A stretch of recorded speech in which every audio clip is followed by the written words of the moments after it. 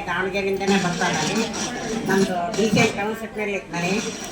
ನಾನು ಬರೋಕತ್ತಿಗೆಲೆ ಒಂದು 9 ತಿಂಗಳಾಯಿತು. ಒಂದು ದಿವಸನೇ ಬಿಟ್ಟಿಲ್ಲ. ಮೊನ್ನೆ ನಮ್ಮ ಅತ್ತೆ ತೀರ್ಕೊಂಡ್ರು ಅಂತಂದೇಳಿ ಒಂದು 8 ದಿವಸ ಬಿಟ್ಟಿದ್ದೆ. ಮತ್ತೆ ಈಗ ಬರ್ತಾ ಇದ್ದಾನೆ. ನಾನು ಕೈ ಎತ್ತಕ್ಕೆ ಬರ್ತಿದ್ದಿಲ್ಲ, ಸೊಂಟ ಇದು ಮಾಡ್ತಿದ್ದಿಲ್ಲ, ಕಾಲು ಓಡಾಡೋಕ್ಕೆ ಬರ್ತಿದ್ದಿಲ್ಲ, ಏನಿಲ್ಲ ಅಂಥದ್ದು. ಈಗ ಎಲ್ಲ ಕಾಲು ನೆಟ್ಟಿಗೆ ಅದಾವೆ, ಓಡಾಡಕ್ಕೆ ಬರ್ತೈತಿ, ಕೈ ಮೇಲೆ ಎತ್ತಕ್ಕೆ ಬರ್ತೈತಿ, ರೊಟ್ಟಿ ಮಾಡಕ್ಕೆ ಬರ್ತಿದ್ದಿಲ್ಲ, ತಲೆ ಬಾಚ್ಕೊಳಕ್ಕೆ ಬರ್ತಿದ್ದಿಲ್ಲ. ನನಗೆ ಪಕ್ಕದ ಮನೆಯನ್ನ ಕರಿಬೇಕಾಗಿತ್ತು, ತಲೆ ಬಾಚ್ರಿ ಅಂತಂದು, ರೊಟ್ಟಿ ಹಿಟ್ಟನ್ನ ಹಾಕ್ಕೊಡ್ರಿ ಅಂತಂದು ಬೇರೆಯವ್ರನ್ನ ಕರಿಬೇಕಾಗಿತ್ತು, ಬಟ್ಟೆ ತೊಳೆಯೋದು ಬಂಡಾಟಿತ್ತು ಅಂಥದ್ದು. ಈಗೆಲ್ಲ ನನ್ನ ಕೆಲಸ ನಾನೇ ಮಾಡ್ತಾ ಇರ್ತೇನೆ. ಆರಾಮದಾನೆ, ಆರೋಗ್ಯದಾನೆ. ಇಲ್ಲಿ ಬಂದಿಗೆ ಯಾವ ತೊಂದರೆನೂ ಇಲ್ದಂಗೆ ಗುಳ್ಗಿ ನುಂಗ್ತಿದ್ದೆ. ಈ ಗುಳ್ಗಿನೂ ನುಂಗಲ್ಲ, ಯಾವ ಗುಳ್ಗಿನೂ ನುಂಗಲ್ಲ. ಮೊಣಕಾಲು ನೋವು ತಗೊಂತಿದ್ದೆ, ಶೀತ ನೆಗಡಿ ಕೆಮ್ಮು ಅಂತಂದು ತಗೊಂತಿದ್ದೆ. ಈಗ ಯಾವನೂ ತಗೊಂತ ಇಲ್ಲ, ಏನಿಲ್ಲ. ಮೊನ್ನೆದೇ ಒಂದು ಸ್ವಲ್ಪ ನಮ್ಮ ಅತ್ತೆ ತೀರಿಂದೆ ಒಂದಿಟ್ಟು ಆರಾಮಂದಂಗೆ ಆಯ್ತು.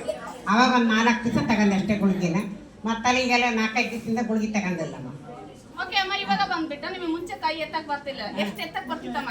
ಇಲ್ಲ, ಇಷ್ಟೇ ಬರ್ತದೆ. ನಾನು ಮ್ಯಾಲ ಬರ್ತದೆ ಇಲ್ಲ, ಜೋರಾಗಿ ಚಪ್ಪಾಳೆ ಇದು ಮಾಡಕ್ ಬರ್ತಿದ್ದಿಲ್ಲ. ಈಗ ಅಷ್ಟು ಒಂದು ಅರ್ಧ ಗಂಟೆ ಆದ್ಮೇಲೆ ಇದನ್ನು ಮಾಡ್ತಾನೆ. ಮನೆಯಾಗೆ ಒಬ್ಬಳೇ ಆಗಲಿ ಮತ್ತು ಮನೆಗಿದ್ದಾಗ ಒಬ್ಬಂಗೆ ಒಂದು ಅರ್ಧ ಗಂಟೆ ಗಟ್ಟಲೆ ನಾನು ಕೈ ಇದು ಮಾಡ್ತೀನಿ.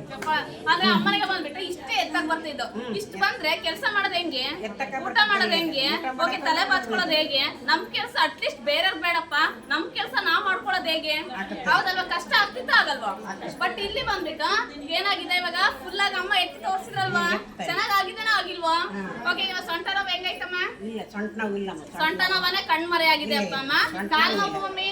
ಕಾಲು ನೋವು ಅರ್ಧ ಕಮ್ಮಿ ಆಗಿದೆ. ಅಂದ್ರೆ ನನಗೆ ಡಾಕ್ಟರ್ ಹೇಳಿದ್ದಾರೆ, ಅದು ಆಪರೇಷನ್ ಮಾಡಿದ್ರು ಸಕ್ಸಸ್ ಆಗಲ್ಲ, ನೀವು ಸಾಯ ತನಕ ಅದೇ ತರನೇ ಅಂದ್ರೆ. ಅಂದ್ರೆ ಇಲ್ಲಿ ಬಂದಿದ್ದು ನನಗೆ ಅರ್ಧ ಕಡಿಮೆ ಆಗಿದೆ.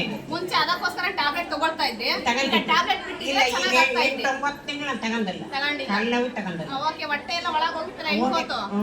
ಅದೇ ಇಲ್ಲೆಲ್ಲ ಸರ್ಕು ಮಾಡಿಂದೆ ಮತ್ತೆ ಇದು ಮಾಡಿಂದೆ ಹೋಗಿತ್ತು, ಒಳಗಡೆ ಹೋಗಿದೆ. ಹೌದು. ಓಕೆ ಅಮ್ಮ, ಹಾಗೆ ಬಂದ್ಬಿಟ್ಟು ನಿಮ್ಮ ಮೊಮ್ಮಕ್ಕಳು ಕೂಡ ಮಾತು ಕೇಳ್ತಾ ಇರ್ಲಿಲ್ಲ. ಹೌದು, 4 ಮೊಮ್ಮಕ್ಕಳು ಅವ್ರೆಲ್ಲರೂ ಆಟ ಮಾಡೋರಂದ್ರೆ ಇಷ್ಟು ಅಂತ ಹೇಳಕತ್ತಿ ಇರ್ತು. ಹೋದ್ರಿ ಅಂದ್ರೆ ಹೊರಗೆ ಓಡಾಗರು, ಹಿಡ್ಕೊಂಬಂದು ಕುಂದಿರ್ಸ್ಬಂದು ಸಾಕಾಗದು.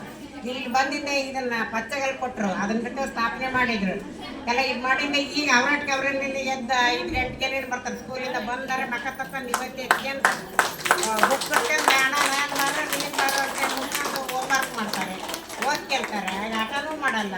ಇವಾಗ ಆಟ ಎಲ್ಲ ಬಿಟ್ಟಿದ್ದಾರೆ. ಇಲ್ಲ, ಆಟ ಎಲ್ಲ ಬಿಟ್ಟಿದ್ದಾರೆ. ಓಕೆ ಅಮ್ಮ, ರಜಾ ಇದ್ದಾಗ ನಿಮ್ಮ ಮೊಮ್ಮಕ್ಕಳನ್ನೆಲ್ಲ ಥೆರಪಿ ಕರ್ಕೊಂಡ್ ಬರ್ತಿದ್ದೀರಲ್ವಾ? ಓಕೆ, ಆ ಮೊಮ್ಮಕ್ಕಳಲ್ಲಿ ಏನೆಲ್ಲ ಬದಲಾವಣೆ ನೋಡಿದ್ದೀರಾ? ಅಂದ್ರೆ ಅದೇ ಹೇಳ್ತಲ್ಲ, ಮನೆಗೆ ಭಾಳನು ಈಗ ಸ್ಮೂತ್ ಆಗಿ ಎಲ್ಲ ನಡ್ಕೊಂತಾರೆ. ಮತ್ತೊಂಥರ ವರ್ಕ್ ಆಗಿ ಇದು ಮಾಡೋದು. ಈಗ ಹಂಗೆಲ್ಲ ಏನು ಮಾಡ್ತಾ ಇಲ್ಲ. ಓಕೆ ಅಮ್ಮ, ನೀನು ಈ ಥೆರಪಿ ಮಾಡಿದ್ಮೇಲೆ ನೋವೇನಾದ್ರೂ ಜಾಸ್ತಿ ಆಗಿತ್ತಾ ನಿಮಗೂ? ಅಂದ್ರೆ ಆಗಿತ್ತಮ್ಮ. ಅಂದ್ರೆ ಒಂದು 2-3 ದಿವಸ ಅಷ್ಟೇ ಒಂಥರ ಸುಸ್ತನ್ನಾಗಿತ್ತು ನನಗೆ ಅಷ್ಟೇ. ಆದ್ರೂ ನಾನು ಬಿಡಲಿಲ್ಲ.